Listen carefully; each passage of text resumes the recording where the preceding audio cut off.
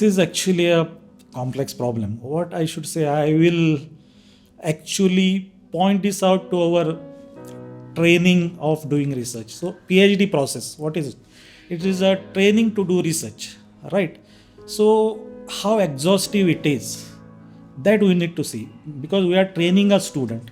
So initially the courses like research methodology or research and publication ethics or academic writing, which are very important to be for a student, and these research scholars should be trained in these areas. So slowly UGC and other universities also are incorporating these subjects.